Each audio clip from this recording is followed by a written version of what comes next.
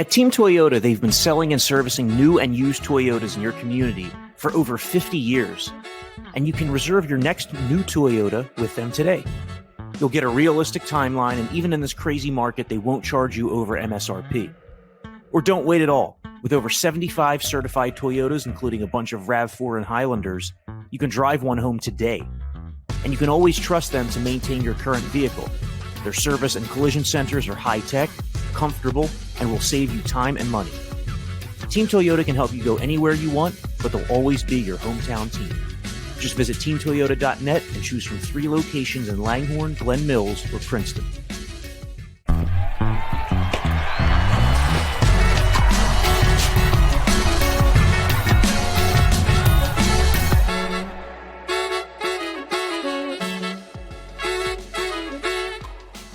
Hello, and thanks for checking out the Phillies Talk podcast, the morning after a Game 1 win in Atlanta in the first game of the NLDS. I'm Corey Seidman, he's Jim Salisbury. And Jim, wow, the Phillies just, they're playing really well right now. They're a confident bunch. They jumped right on Max Fried, the tough Atlanta lefty in Game 1, and they kind of just led from there, maintained the lead, and it got scary late. But Phillies have won in a couple different ways here. They've won with a late comeback, they've won with pitching and defense, and in Game 1 in Atlanta, they won with the bats. Yeah, get an early lead, build on it, and hang on for dear life. But, they got some real clutch pitching along the way. I think Ranger Suarez, he wasn't what I would say good. He walked 5 batters, only lasted 3 1/3, but, he got some really big outs. In real pressure situations. I'm looking at my score sheet here. He gets that double play on Contreras in the first inning, and Contreras was like 6 for 14 against him. And then he gets that big strikeout of d'Arnaud, who had homered an inning earlier. He gets the strikeout of d'Arnaud, bases loaded in the third inning. So those were, he allowed a lot of base runners, but he did a heck of a job managing or limiting the damage. But it's amazing what an early lead can do for a team. If they get 4 2-out hits, a couple early runs, and they keep tagging on, and big outs in the bullpen along the way, preserving that lead, because Ranger was only 3 1/3, so you really got to go deep into your bullpen. Andrew Bellotti got 2 big outs. Brad Hand, 2 big outs. Sir Anthony Dominguez, as good as we've seen him really all season, for the power and the command and the pitch economy, and it allowed him to go 2 innings, get 6 big outs. Alvarado, 3 big outs. And then, Zach Eflin, he struggled in the 9th inning, allows a couple hits and a 3-run home run.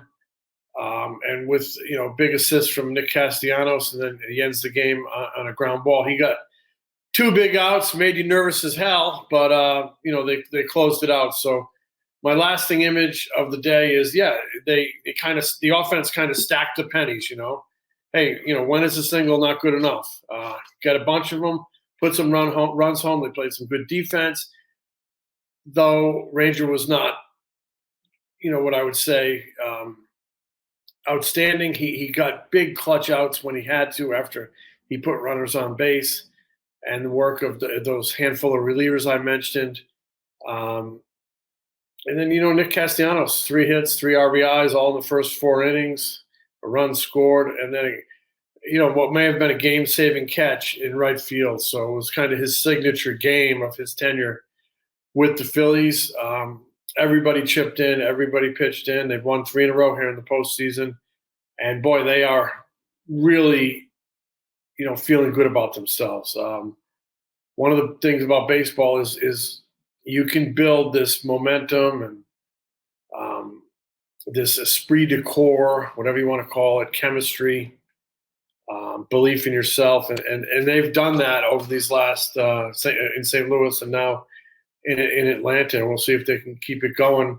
They're in a really good spot. It's a best of 5 series. They're up 1-0, and they got their 2 best pitchers ready to go. That's a good spot to be in. The story of the first half of game one was that the Phillies were coming through with their opportunities with men on base, with men in scoring position, as the Phillies were stranding those Braves runners, because man, did the Braves have traffic against Ranger Suarez. But, Nick Castellanos, as you said, was the star of the show, not just the hits, but the timeliness of those hits. First inning with 2 outs. His second at bat, he doubles to put 2 men in scoring position in an inning where the Phillies score even more.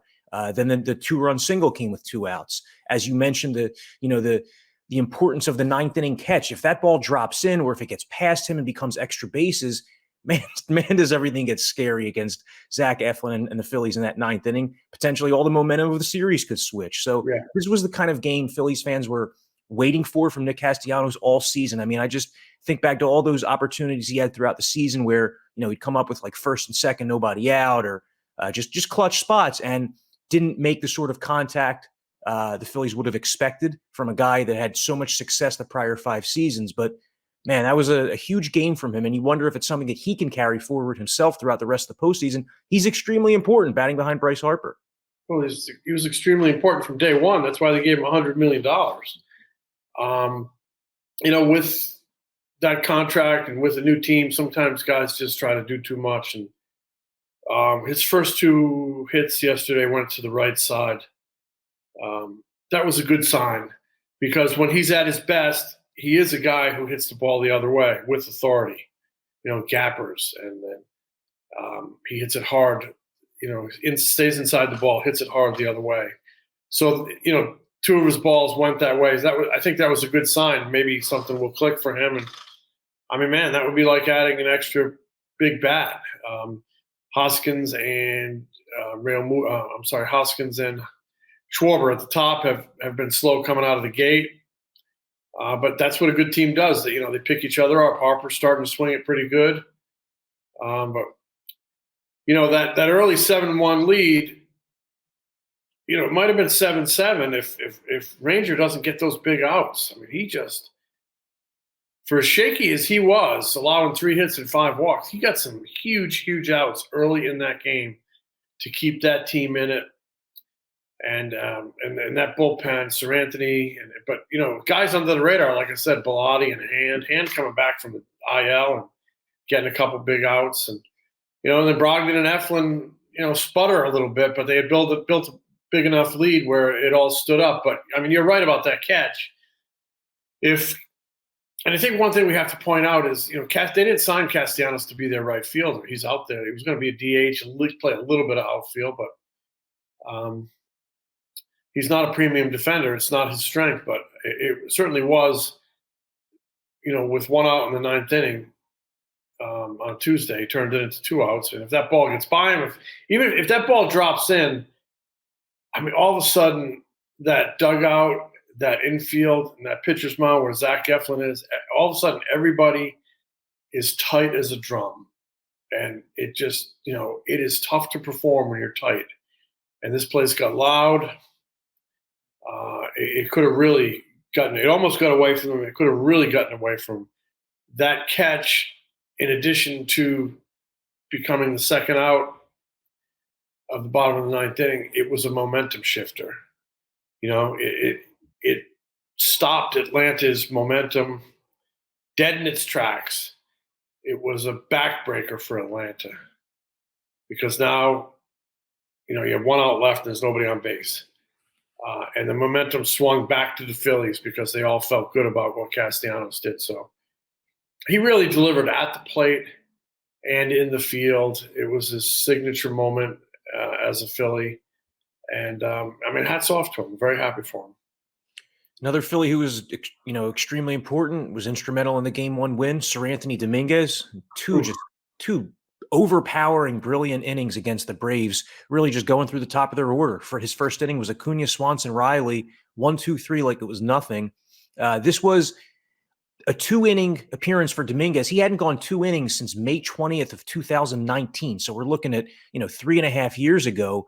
But he was perfect in those 2 innings, and he looked dominant. It's kind of cool to hear national announcers gush about a guy like that. We're used to seeing them all the time, but they're not. So to hear, Joe Davis and John Smoltz just talking about, wow, like 100 with movement like that. Yeah. Sir Anthony Dominguez was great. Jose Alvarado was very good.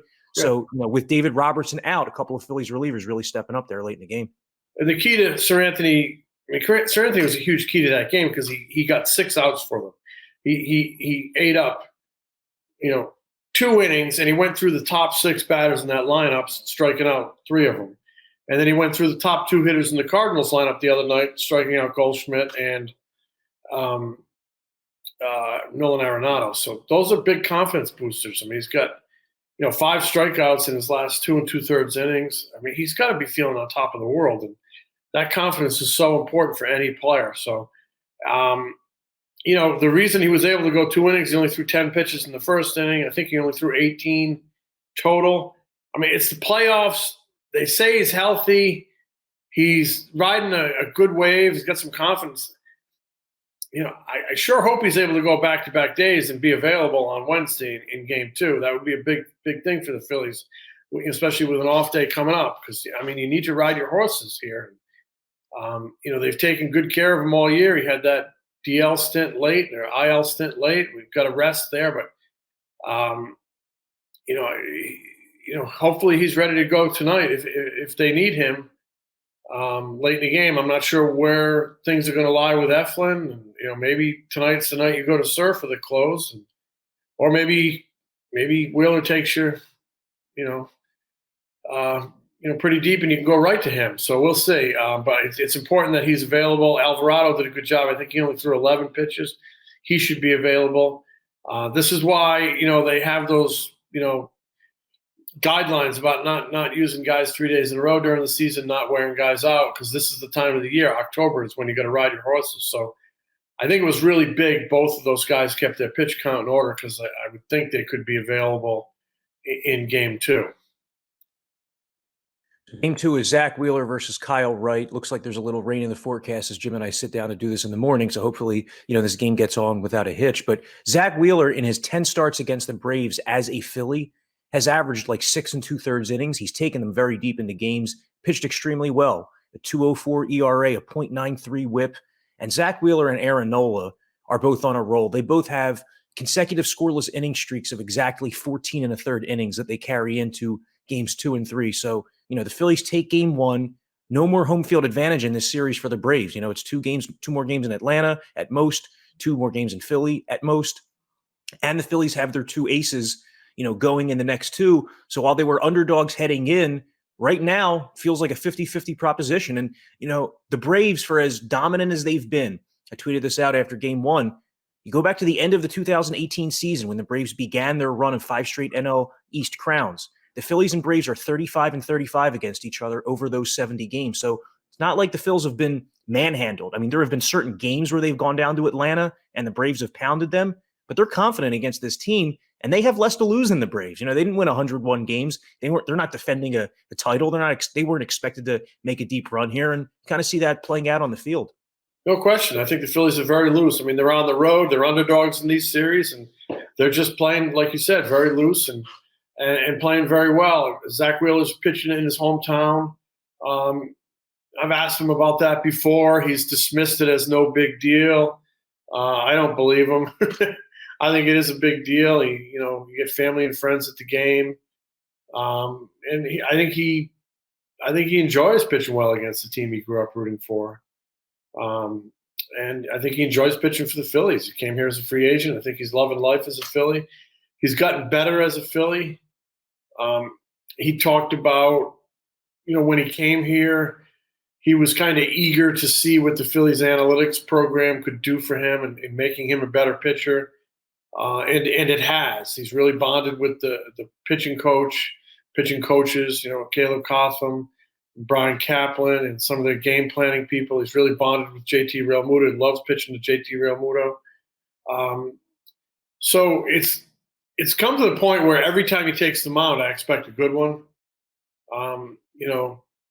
To me, 7 innings is a good one. I know they say 6 innings and 3 runs or less is a quality start. And in this day and age, yeah, I guess it is a quality start. But I think Zach Wheeler is an old school guy who, when he takes the mound, he's looking to go the route. He's looking to go 9.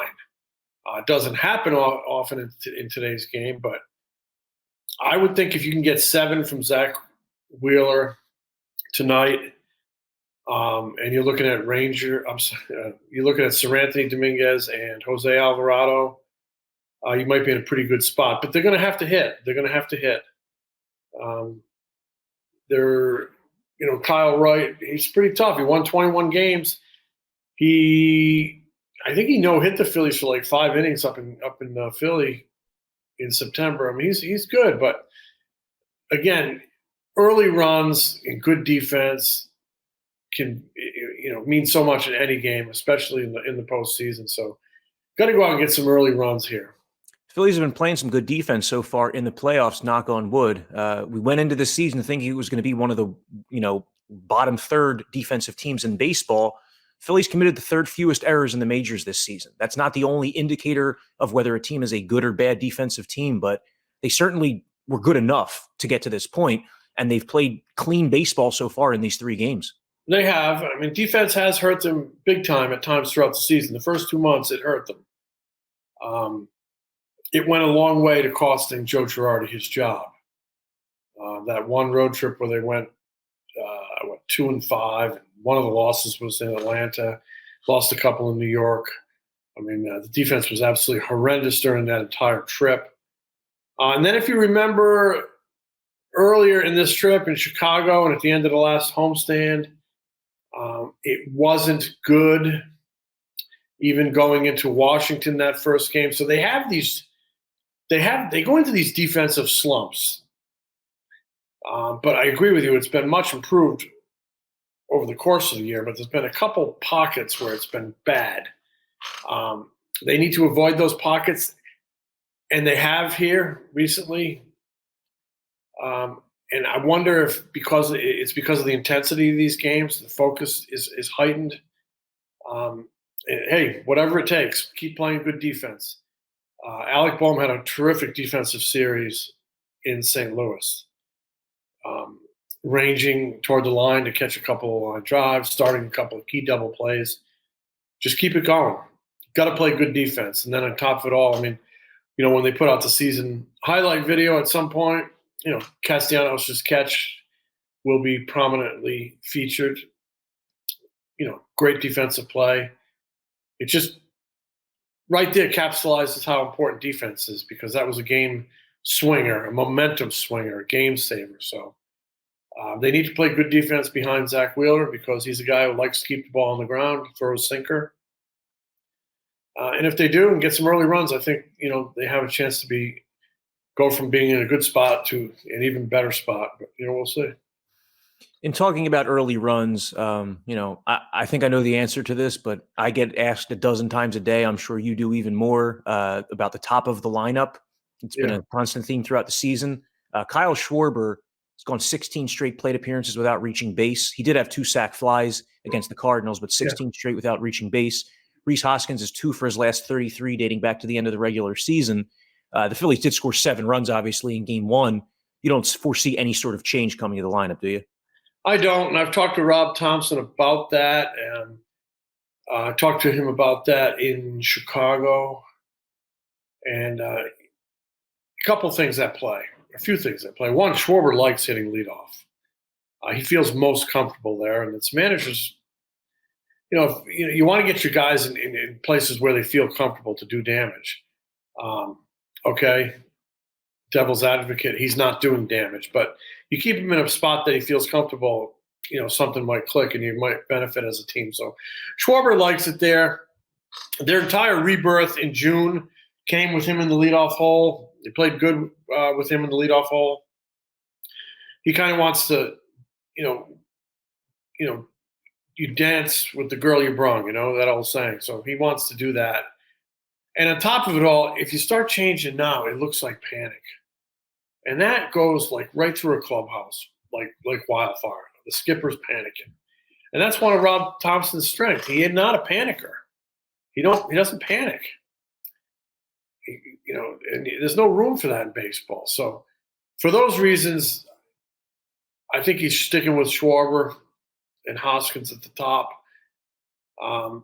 Harper similarly feels comfortable in the 3-hole, likes hitting in the 3-hole. Thompson has tinkered with that against left-handers, but it's for strategic reasons. Against left-handers, he'll put Harper fourth to put a little more air between the two lefties, Harper and Schwarber. I mean, that's not a panic move; it's a strategic move. So I don't think he'll change the lineup at this stage of the game. I think you let him go, and then if Schwarber has a big night, you bask in it, and you say that's why I have faith in my player. So I think that's where that stands. I've asked him, and unless he overnight changes his philosophy, I think we'll see Schwarber at the top.